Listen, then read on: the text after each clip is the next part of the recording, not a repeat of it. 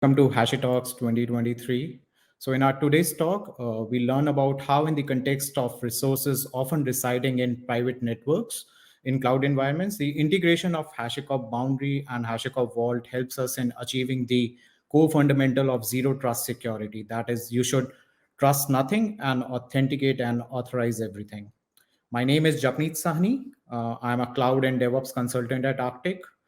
Arctic is actually Canada's largest DevOps transformation service provider, reseller, and a consulting firm, and specializes in cloud and DevSecOps technologies. I'm also a HashiCorp Boundary co-contributor for this year.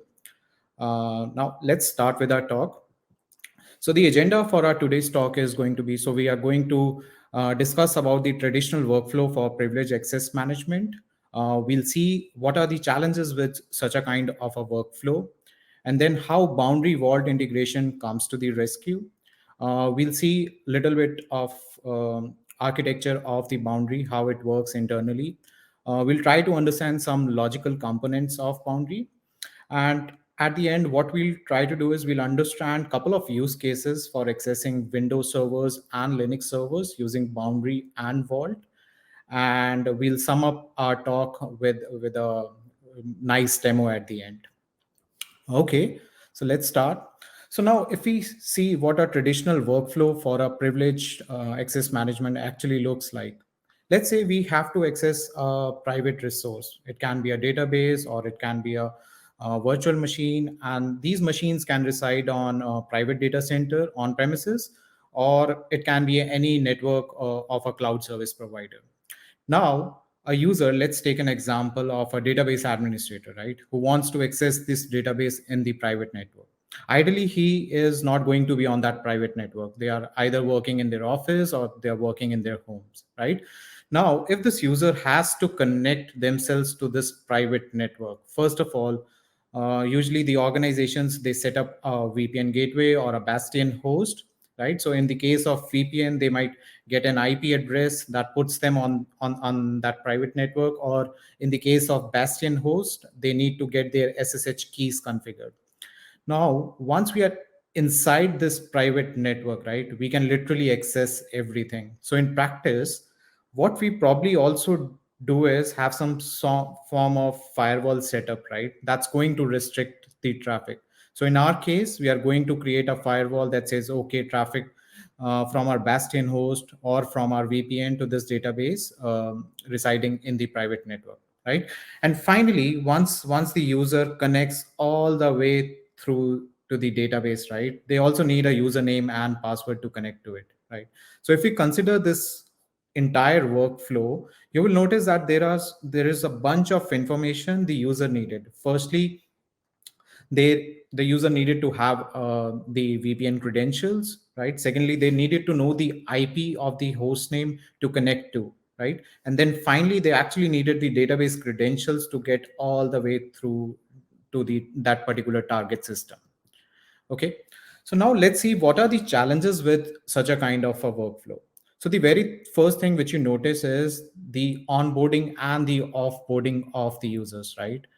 I don't want to distribute the VPN credentials and the SSH keys to everyone who joins the company or everyone who leaves the company, right? This would definitely become a burden for an organization, especially if we consider best practices like key rotations on regular interval, right? That's the first challenge. Secondly, once the user has the VPN access or the bastion host access, right, he or she literally has a wider network access, and which ultimately increases your attack surface, right? So as seen in the last slide, we will try to bring firewalls in order to mitigate this issue, right? Now this firewall setup is fine unless and until we have a small number of static hosts, right, where your IPs aren't changing much. But this wouldn't scale, right? Because when we have a highly dynamic infrastructure, or especially that auto scales, right, this is going to be a very big challenge.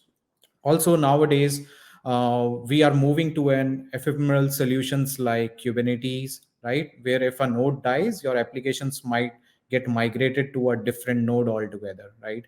We are also adopting more serverless things where you really don't think about a host or a node or an IP anymore, right? So it's really about this logical service that you are trying to route to, right?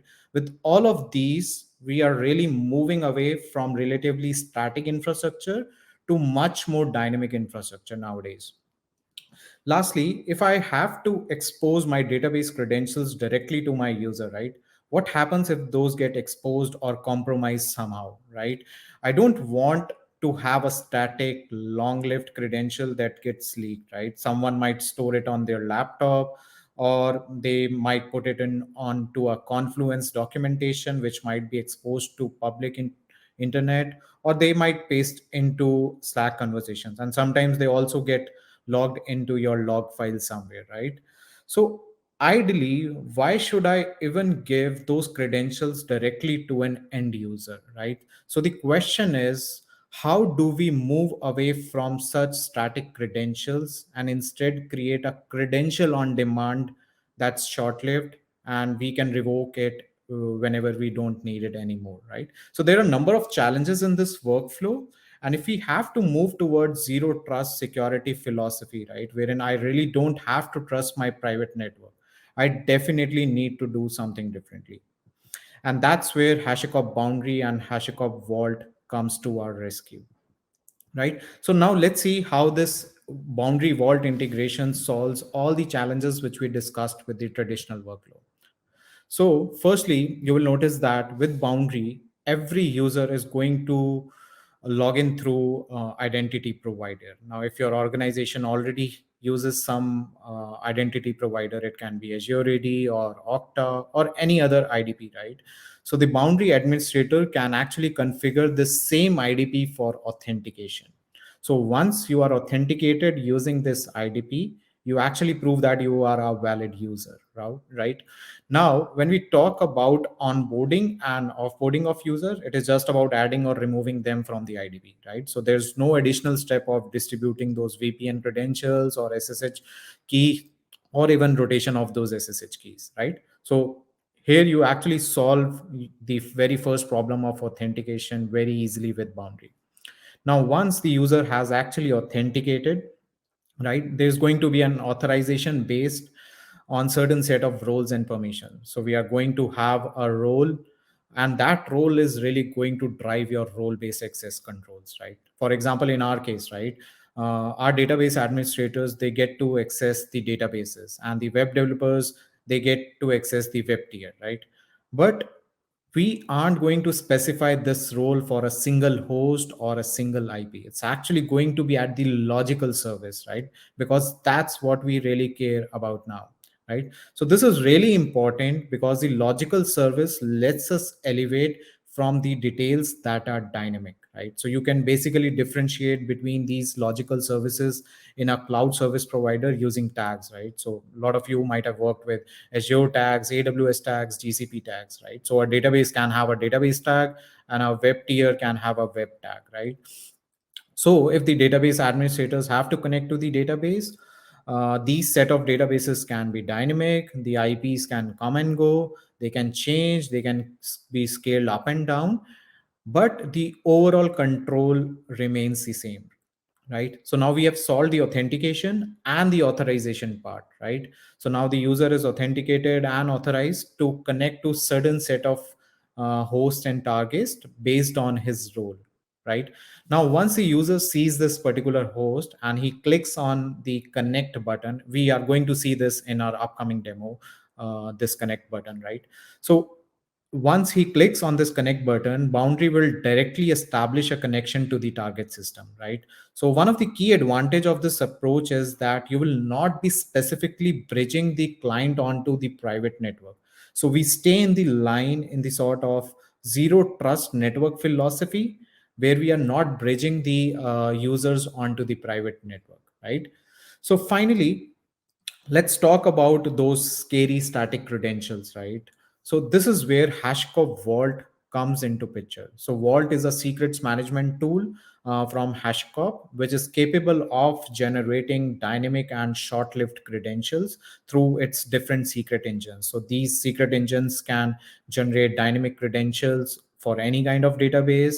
They can generate or rotate LDAP passwords for Active Directory, or it can even generate OTPs for Linux machines, right? So these credentials, at the end of the day, they are either tied to a TTL. It can, I mean, when I say TTL, they might get expired after 30 minutes, 2 hours, 4 hours, depending on whatever TTL you actually set.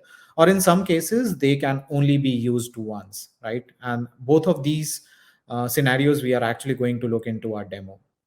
So overall, Boundary integrates with Vault seamlessly to broker the credentials, which will be then used when the user connects to the target system using the Boundary, right? So if we have to summarize the previous slide, right? So you will notice that Boundary users first authenticate to Boundary using an IDP, right? So once authenticated, they will only see certain set of hosts or targets which they are authorized to see, right?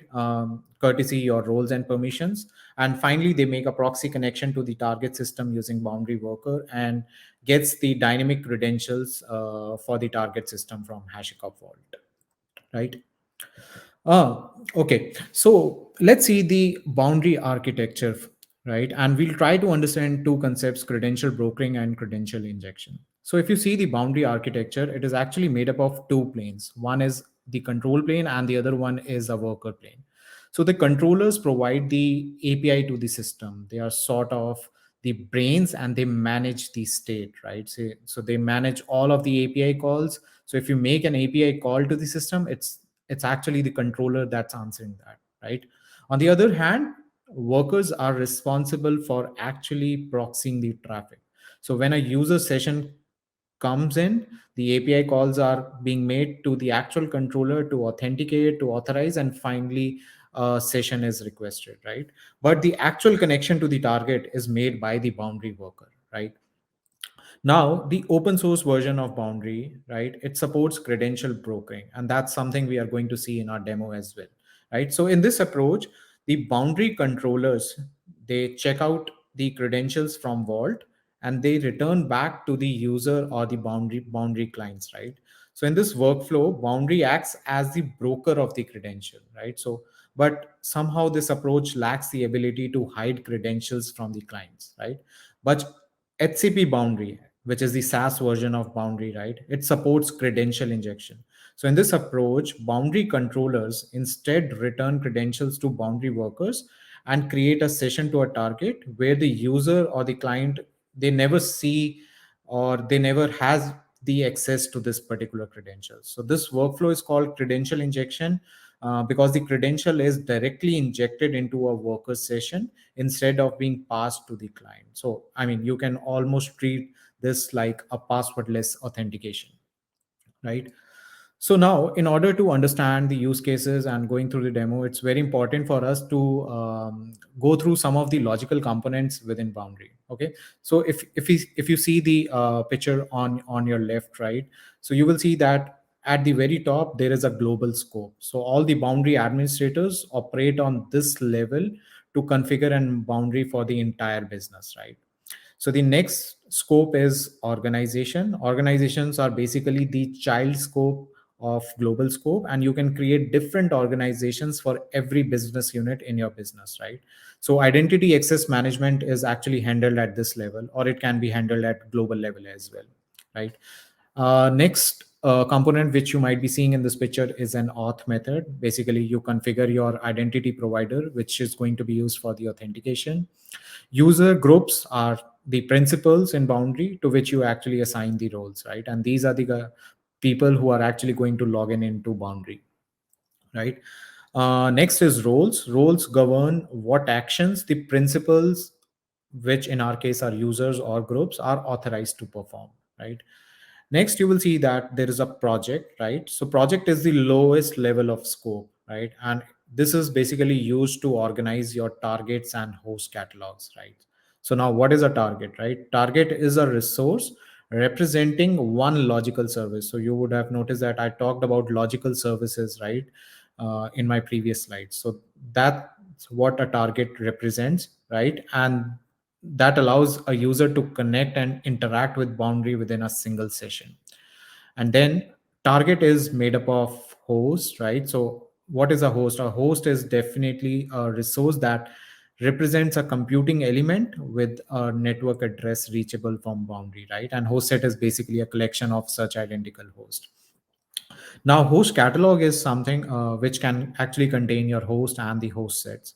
Now, there are two types of host catalogs. One is a static host catalog, where you actually manually define the host, right? And the other type of host catalog is a dynamic host catalog, where the host sets are actually populated using the mechanism of tags. So now these tags can be Azure tags and AWS tag. As of now, Boundary only supports AWS and Azure dynamic catalogs, right? Next is a credential store. A credential store is basically a resource that can retrieve, store, and potentially generate credentials, right? So in our case, it is going to be HashiCorp Vault, which is going to be used as a credential store.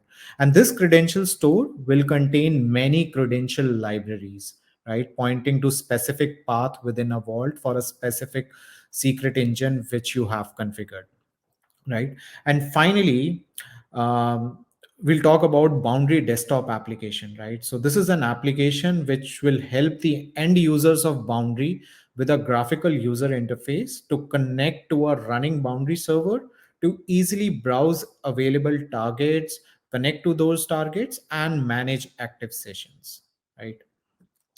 So we will see all these concepts during a demo, so don't worry about all this.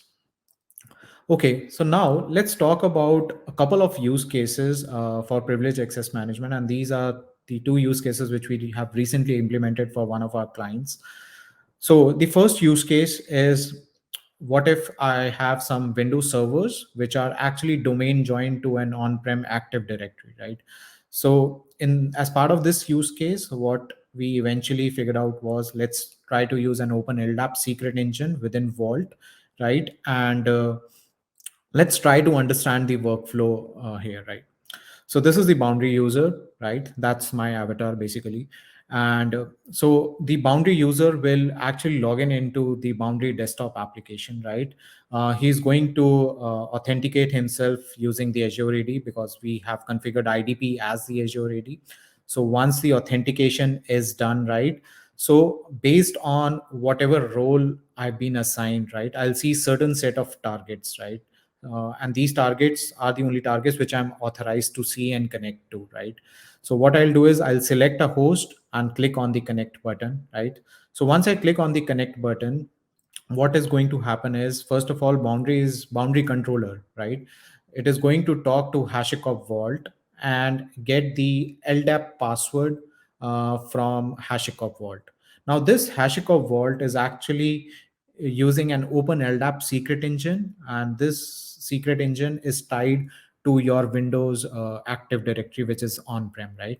Now the Active Directory password is actually rotated after every n number of hours, right? So this uh, proves that our password is going to be a dynamic password, right? It's not going to be static anymore, because now HashiCorp Vault has um, is going to solve this issue for us, right? And this Active Directory is finally domain joined with the Windows servers, right? So the HashiCorp Vault is going to return back this LDAP password, or the AD password, which is a dynamic one, right? It is going to return back this credential to the Boundary client, which in our case is Boundary desktop application. And this Boundary is going to create a proxy connection to our Windows server using this LDAP password, right? So that's the credential brokering we are talking about here, because we are using the open source version and we are not using HCP Boundary here. But in case of HCP Boundary, you can actually use credential injection, as we saw in the previous slide.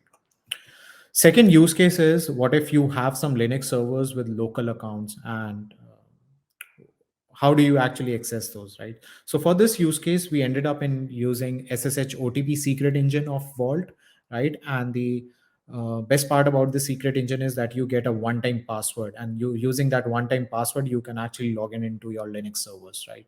So let's see what's the workflow. Same, you authenticate yourself based on your authorization. You select a host, click on connect button, And in this case, HashiCorp Vault is actually going to give you an OTP. It is going to return back an OTP, right? And using this OTP, you are actually going to make a proxy connection to your target system, right? Now, once you present this OTP to your target system, right, there has to be someone who is going to validate whether this OTP which you presented, is it really authentic or not, right? And this is where Vault SSH helper comes into picture, right? So that's an agent which is running on all the Linux servers, and this guy is responsible for validating your OTP with HashiCorp Vault, right? So these are the two use cases, and let's quickly see these two use cases in the demo. Okay, so here you see the HashiCorp Vault configuration. So we are using the SSH secret engine, right? And you will see all the SSH OTP roles which we have configured here, right? Similarly, we are using the OpenLDAP secret engine for our Windows use case, right? So that's the HashiCorp Vault part.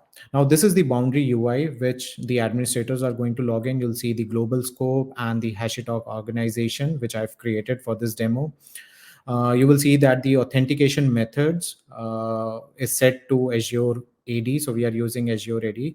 So this is where organization is where you actually do all your identity and access management, right? So users and roles.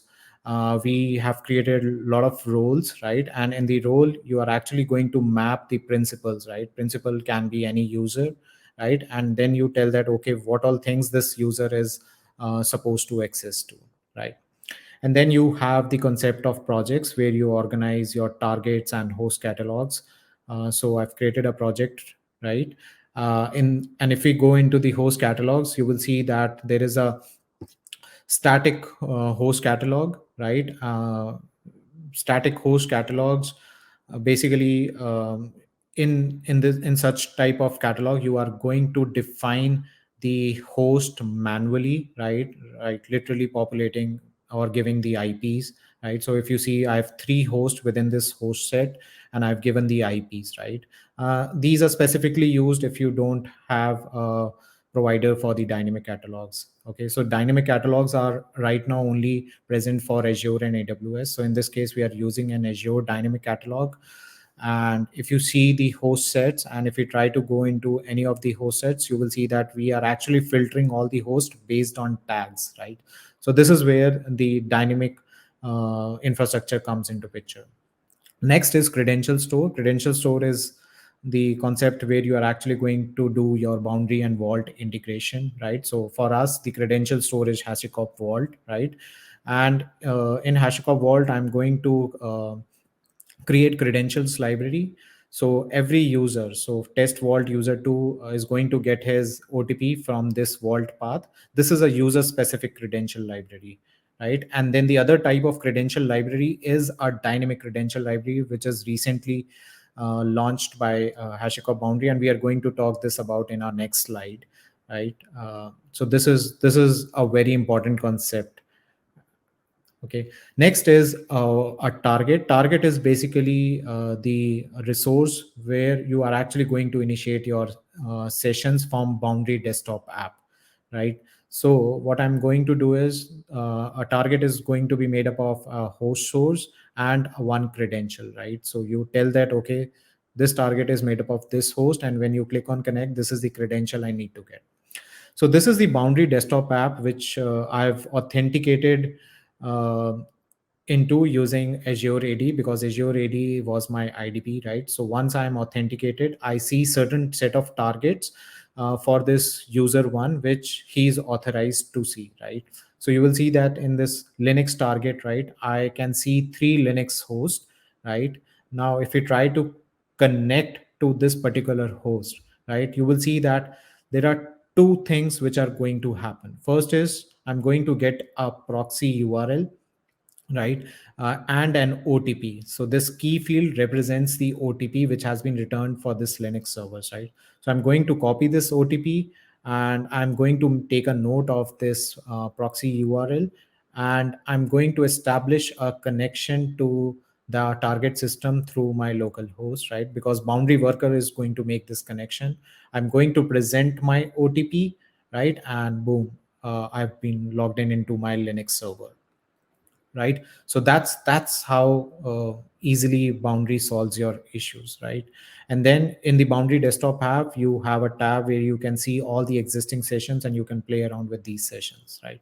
Similarly, if we talk about the second use case, this is a Windows target, and here you will see our Windows uh, machines. If I click on the connect button, right, again I'll get that proxy URL. And in case of Windows, instead of OTP, I'm going to get the AD password for my test vault user one, right? So I'm going to take a note of this password, right, and I'm going to make an RDP connection to this particular machine, right? So I'm going to enter my password and click on OK, and boom, I'm connected to my Windows server, right? Using the test vault user one. So again, dynamic credentials into picture, right? So that's the beauty of HashiCorp Boundary. Now the next question you might have is, how do we automate all the infrastructure? And that's where we are using HashiCorp Terraform, right? So all the configuration within Vault and Boundary is being done through Terraform, right? So enabling OpenLDAP secret engine, configuring the OpenLDAP secret engine, uh, giving the bind DN, bind password, creating all the OpenLDAP secret roles for each of the Active Directory users, right? And similarly for Linux, enabling the SSH secret engine, and then creating the SSH OTP roles for each Linux account, right? Everything is done using Terraform.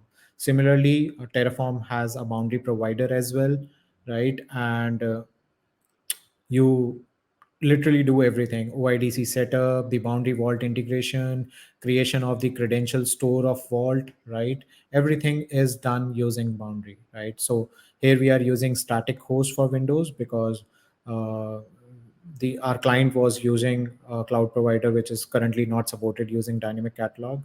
Similarly, static host for Linux, right? And we also ended up in creating some dynamic catalogs for Azure, right? So here you can see the Azure catalog, right? So we are using a host set, and for Azure you have to give your service principal, right? And for the host set you will have to give the tags, right? So based on these tags, your host will actually be filtered, right? Yeah, that's it from the demo perspective. Now I would like to take an opportunity here to highlight one of the challenges which we faced during the implementation of the use cases I just demoed, right?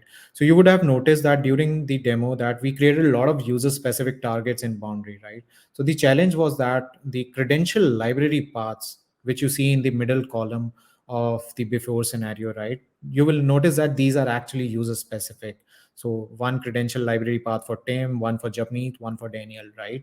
And when you need to tie these credential library paths to the targets, right, the outcome is a user specific target, right? And this is what resulted in scalability issue for us, right? So for example, if you have 1,000 users, this issue will result in 1,000 targets being created in Boundary. So we went back to HashiCorp and closely worked with HashiCorp Boundary product management team to highlight this issue. And later in version 0.11.1, Boundary was released with a new feature of credential templating, right, which made our life so easier. So as part of this feature, you will notice that the credential library paths can be templated and can be populated with the Boundary user or the account details. So thus you no longer need to maintain targets for each user and configure one target with one credential library for all the 1,000 users. Yeah, that's it. That sums up my talk for the day. And thank you so much for joining. I will now try to answer your questions in the chat. Thank you so much.